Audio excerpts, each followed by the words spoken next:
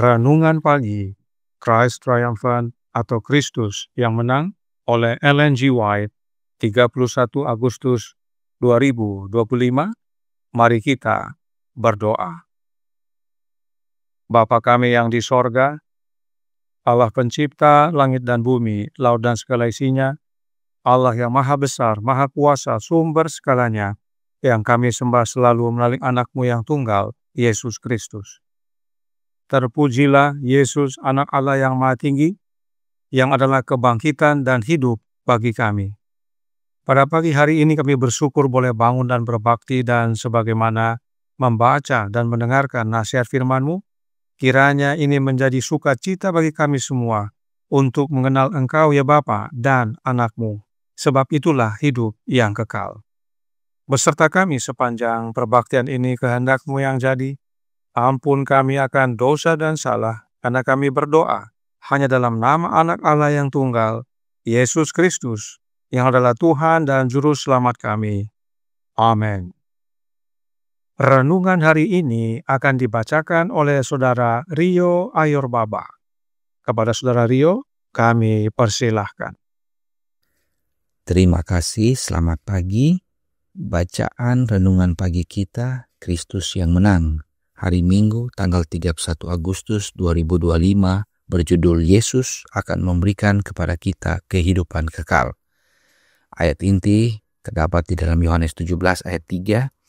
Inilah hidup yang kekal itu, yaitu bahwa mereka mengenal Engkau satu-satunya Allah yang benar, dan mengenal Yesus Kristus yang telah Engkau utus. Tuhan Yesus berkata kepada murid-muridnya ketika Ia bersama mereka, "Masih banyak hal yang harus kukatakan kepadamu, tetapi sekarang kamu belum dapat menanggungnya." Ia bisa saja mengungkapkan hal-hal yang akan menyita perhatian para murid dan membuat mereka melupakan instruksinya sebelumnya, bahwa ia ingin menjadi pokok pikiran mereka yang paling sungguh-sungguh. Namun, ia menahan hal-hal yang akan membuat mereka takjub mendengarnya, dan yang akan memberi mereka kesempatan untuk mencela, menciptakan kesalahpahaman dan ketidakpuasan. Ia tidak akan memberi kesempatan bagi orang-orang yang kurang beriman dan saleh untuk mengaburkan dan memutarbalikkan kebenaran sehingga menciptakan perpecahan. Yesus bisa saja menyajikan misteri-misteri yang akan menjadi bahan renungan dan penyelidikan selama beberapa generasi, bahkan hingga akhir zaman. Sebagai sumber segala ilmu pengetahuan sejati, ia bisa saja menuntun orang-orang untuk menyelidiki misteri-misteri, dan dari zaman ke zaman, pikiran mereka akan begitu terserap sehingga mereka tidak akan merasa ingin memakan daging dan meminum darah anak Allah. Yesus tahu betul bahwa setan terus-menerus berupaya membangkitkan rasa ingin tahu dan menyibukkan orang-orang dengan dugaan-dugaan. Karena itu, ia berusaha mengaburkan kebenaran agung dan penting yang Kristus ingin agar senantiasa menonjol dalam pikiran mereka. Inilah hidup yang kekal itu, yaitu bahwa mereka mengenal Engkau satu-satunya Allah yang benar dan mengenal Yesus Kristus yang telah Engkau utus. Ada pelajaran bagi kita dalam perkataan Kristus yang diucapkan setelah memberi makan 5.000 orang.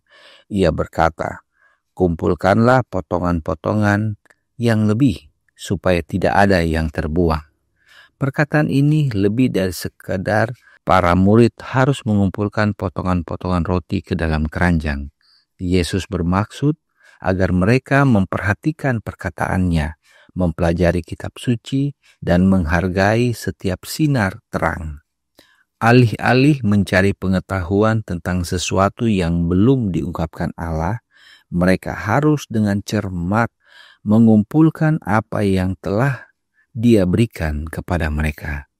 Setan telah mencoba mengaburkan pengetahuan tentang Allah dari pikiran manusia dan menghapus sifat-sifat Allah dari hati mereka. Apa yang telah diwahyukan Tuhan telah disalahartikan, diterapkan secara salah, dan dicampur dengan penipuan setan.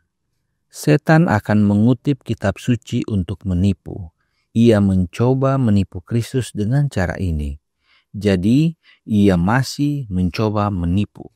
Kristus datang untuk mengoreksi kebenaran yang telah disalahgunakan dan digunakan untuk melayani tujuan kesesatan. Ia mengingatkan kembali, mengulanginya, dan memerintahkannya untuk tetap teguh selamanya. Diambil dari manuskrip 32 tahun 1896. Terima kasih, Tuhan Yesus memberkati. Terima kasih atas penatalenan Saudara Rio. Tuhan Yesus memberkati. Selamat pagi saudaraku dalam Tuhan. Mari kita baca ayat inti renungan pagi hari ini dan kita mulai dari ayat 1. Dikatakan, "Demikianlah kata Yesus. Lalu ia menengadah ke langit dan berkata, Bapa, telah tiba saatnya, permuliakanlah anakmu, supaya anakmu mempermuliakan engkau. Sama seperti engkau telah memberikan kepadanya kuasa atas segala yang hidup, demikian pula ia akan memberikan hidup yang kekal kepada semua yang telah engkau berikan kepadanya. Inilah hidup yang kekal itu, yaitu bahwa mereka mengenal engkau, satu-satunya Allah yang benar, dan mengenal Yesus Kristus yang telah engkau utus." Semua yang ditandai warna kuning adalah Bapa dan tentang Bapa, dan semua yang ditandai warna biru adalah anak Allah dan tentang anak Allah. Yohanes 17 adalah doa Yesus kepada Bapanya. Dan perhatikan ayat 2. Sama seperti engkau, yaitu Bapa, telah memberikan kepadanya, yaitu anak Allah, kuasa atas segala yang hidup.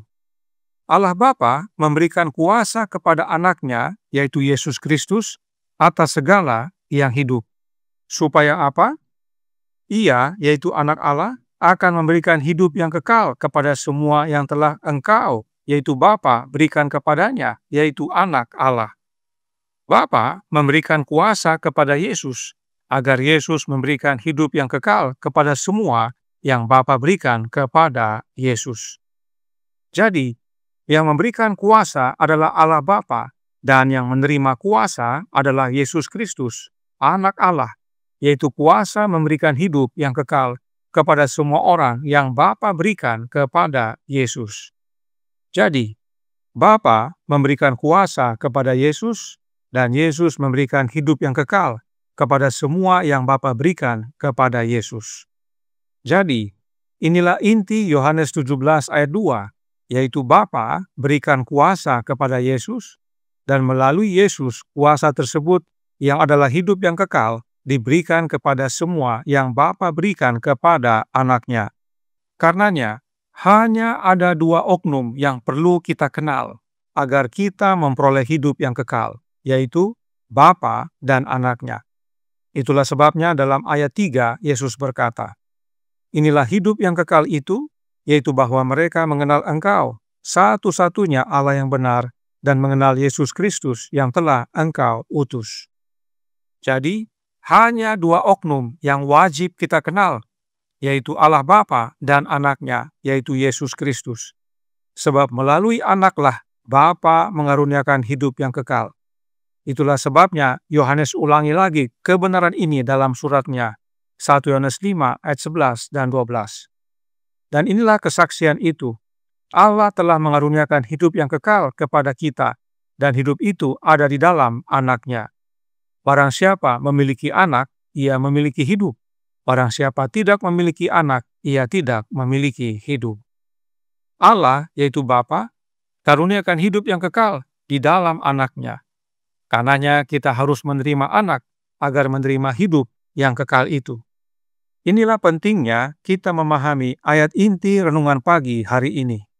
Itu sebabnya Roh Nubuat berkata dalam Christ Object Lessons halaman 114 paragraf 2. Dalam doanya kepada Bapa, Kristus memberikan kepada dunia sebuah pelajaran yang harus terukir dalam pikiran dan jiwa. Inilah hidup yang kekal, katanya, yaitu bahwa mereka mengenal Engkau, satu-satunya Allah yang benar, dan mengenal Yesus Kristus yang telah Engkau utus. Yohanes 17 ayat 3. Inilah pendidikan sejati. Pendidikan ini memberikan kuasa.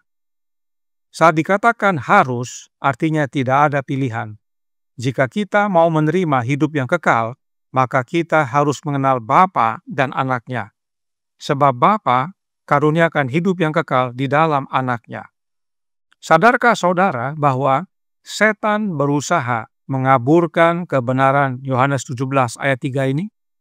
Kenapa setan mau kaburkan?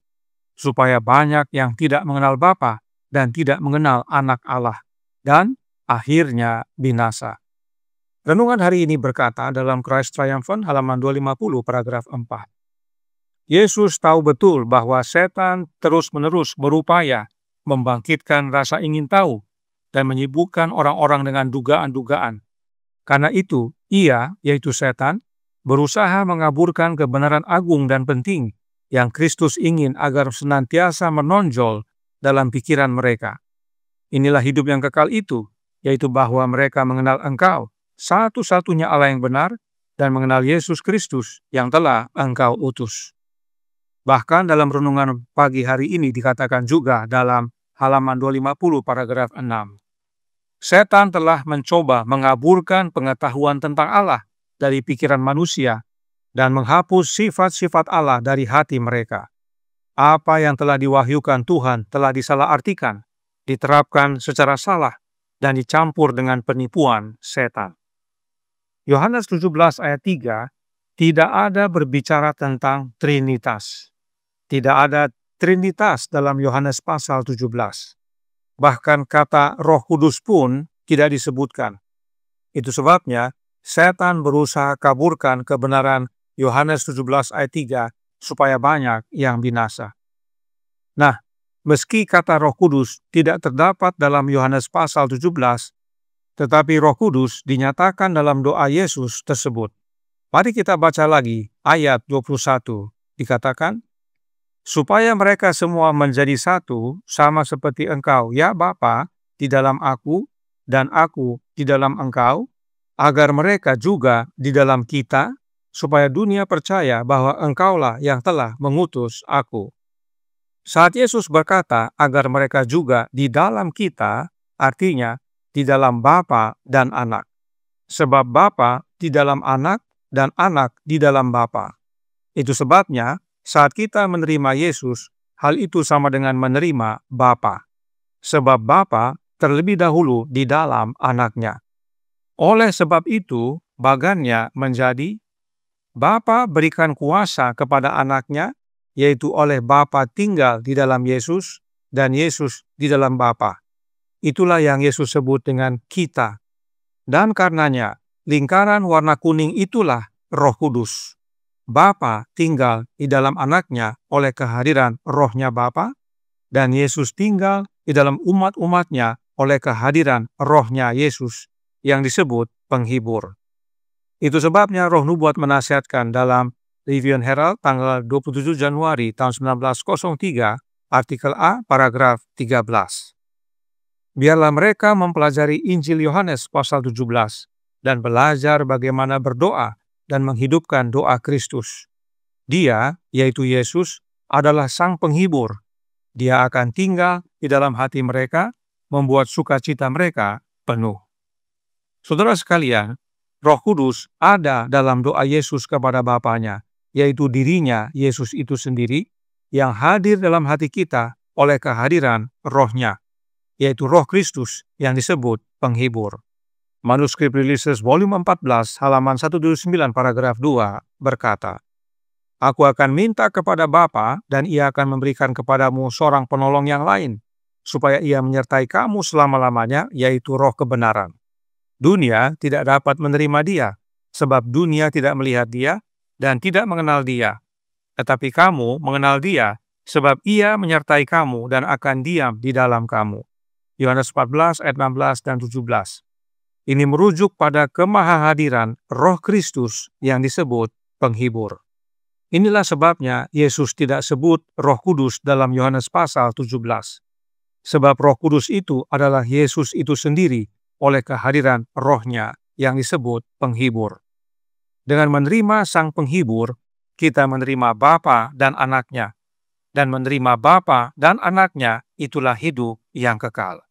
Sebab Bapa karuniakan hidup yang kekal di dalam Anak-Nya. Sekarang jelas bahwa doktrin Trinitas mengaburkan Yohanes 17 ayat 3. Dan pekerjaan siapakah yang mengaburkan kebenaran ini? Anda sudah tahu. Tuhan memberkati, saya bawa dalam nama Yesus. Amin. Mari kita berdoa. Bapa kami yang di sorga, Allah pencipta langit dan bumi, laut dan segala isinya, Allah yang maha besar, maha kuasa, sumber segalanya, yang kami sembah selalu melalui Anak-Mu yang tunggal, Yesus Kristus. Terima kasih atas kebenaran vital Engkau buka pada pagi hari ini. Setan berusaha mengaburkan kebenaran Yohanes 17 ayat 3. Sebab itulah hidup yang kekal, dengan mengenal Bapa dan Anak-Nya. Dan Bapa tinggal dalam Anak, Anak tinggal dalam kami, itulah Roh Kudus. Karenanya tolong kami ya Bapa, karuniakanlah Roh Anak-Mu dalam hidup ini, agar kebenaran ini menjadi bagian hidup kami, dan teristimewa dengan menerima Kristus, kami menerima Bapa, dan Bapa dan Anak tinggal dalam kami, itulah hidup yang kekal. Dan biarlah melalui kehadiran Kristus dalam hidup kami kabarkan kebenaran sehingga banyak orang yang kembali kepadamu. Beserta kami sepanjang hari ini kehendak-Mu yang jadi, ampun kami akan dosa dan salah, karena kami berdoa hanya dalam nama Anak Allah yang tunggal, Yesus Kristus, yang adalah Tuhan dan Juru Selamat kami. Amin.